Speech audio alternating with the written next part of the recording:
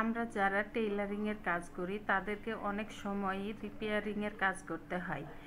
দর্জি হয়েছি আর রিপেয়ারিংয়ের কাজ থাকবে না, এটা হতেই পারে না।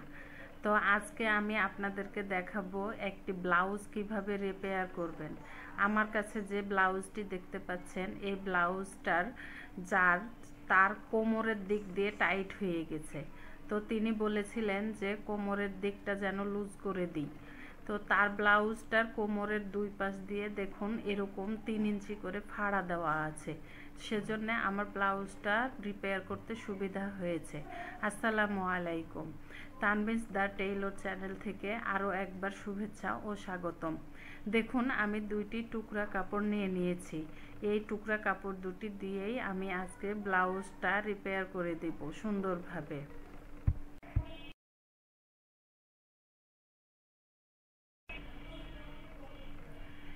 এখন আমি টুকরো কাপড় দুটোর যে লম্বা দিক আছে সেই লম্বা দিক থেকে মাথা মুড়িয়ে সেলাই করে নেব। আমার ব্লাউজের যে নিচের দিকে মুড়ানো সেলাই আছে যতটুকু করে, ঠিক ততটুকু করে আমি মুড়িয়ে সেলাই দিয়ে নেব। এতে ফিনিশিংটা সুন্দর হবে। দেখুন আমি দুইটা কাপড়ের মাথাতেই সুন্দর করে ফিনিশিং দিয়ে সেলাই করে নিচ্ছি। আপনারাও ঠিক এভাবে সেলাই করে নেবেন।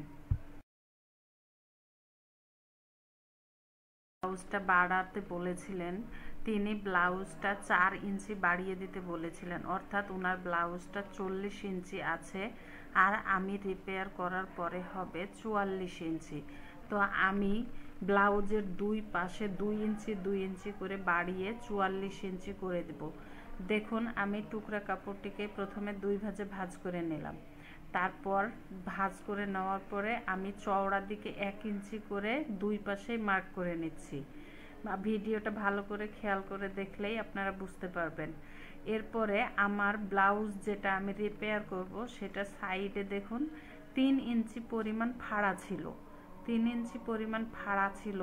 তো আমি ওই টুকরা কাপড়টারও লম্বা দিকে যে পাশে ভাঁজ দিক আছে সেই পাশে 3 ইঞ্চিতে একটা মার্ক করে নিলাম। তারপরে এইভাবে ভি শেপ করে একটা দাগ দিয়ে নিলাম।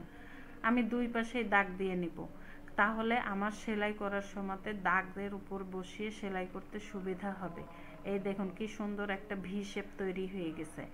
এখন আমি এই ভি শেপের উপরে ব্লাউজের যে ফাড়া অংশটা আছে ওটা সুন্দরভাবে সমান করে বসিয়ে সেলাই করে নিব। সমান করে বসিয়ে সেলাই করে নিতে হবে, একটু নড়াচড়া বা উল্টা পাল্টা সেলাই করা যাবে না, তাহলে ফিনিশিংটা সুন্দর আসবে না। তো আমি সেলাই করে নিচ্ছি, নেওয়ার পরে আপনাদেরকে দেখাচ্ছি। বারবার ঘুরিয়ে ঘুরিয়ে সেলাই করে নেবেন, তাহলে সেলাইটা মজবুত হবে, ছিঁড়ে যাওয়ার সম্ভাবনা থাকবে না। তো আপুরা, আমার ভিডিও দেখে আপনারা যদি সামান্যতম উপকার হন তবেই আমার সার্থকতা। আশা করি আমার ভিডিও দেখে আপনারা উপকৃত হন।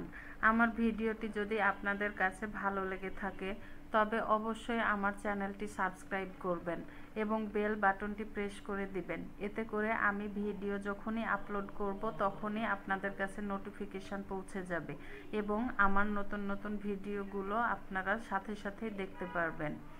তো দেখুন আমি এই যে এইভাবে ঘুরিয়ে ঘুরিয়ে ব্লাউজের যে ফাঁকা অংশ ছিল সেখানে টুকরা কাপড়টা দিয়ে সেলাই করে নিচ্ছি। আপনারাও এভাবে টুকরা কাপড় বসিয়ে সেলাই করে নেবেন, তবে অবশ্যই একই কালারের টুকরা কাপড় বসাবেন, তাই বলে আবার অন্য কোনো কালারের টুকরা কাপড় বসাতে যাবেন না কিন্তু।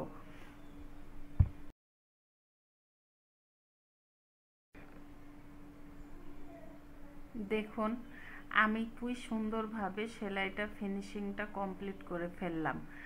আমার ভয়েস ওভার করতে গিয়ে অনেক সময়ই বাধো বাধো হয়ে যায়। আমার ভয়েস ওভার শুনে আপনারা কেউ বিরক্ত হবেন না প্লিজ। দেখুন এই যে কি সুন্দর হয়েছে ফিনিশিংটা। তো আমি সেমভাবে আরেক পাশও একইভাবে সেলাই করে নিব। একইভাবে দুই পাশ সেলাই করে নেওয়ার পরে আপনাদেরকে আমি দেখাচ্ছি। তার আগে আমি একটা কথা বলে রাখি, আমার ভিডিও দেখে অবশ্যই আপনারা কমেন্ট করবেন যে আমার ভিডিওটা কেমন হয়েছে এবং আমার কাজ কেমন।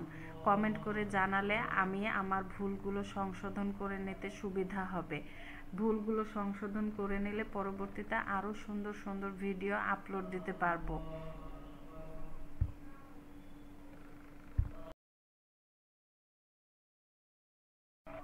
এই দেখুন আমার দুই পাশে কি সুন্দরভাবে সেলাই করা হয়ে গেছে। এইভাবে যে কোনো আপনারা ব্লাউজ হোক, কামিজ হোক বা যে কোনো কিছু টুকরা কাপড় দিয়ে সুন্দরভাবে ফিনিশিং দিয়ে সেলাই করে দিবেন। কাস্টমার কোনোভাবেই বুঝতে পারবে না, কাস্টমারেরও উপকার হবে আর আপনার কাজেরও মান বাড়বে। তো আমি দেখুন মেপে নিচ্ছি 44 ইঞ্চি হয়েছে কিনা। এই দেখুন আমার একদম পারফেক্টলি হয়ে গেছে। তো আজকে এই পর্যন্তই, দেখা হবে অন্য কোনো ভিডিওতে। সেই পর্যন্ত আল্লাহ হাফেজ, বাই বাই। ভালো থাকবেন, সুস্থ থাকবেন, সবার জন্য শুভকামনা এবং আমার জন্য দোয়া করবেন। আল্লাহ হাফেজ।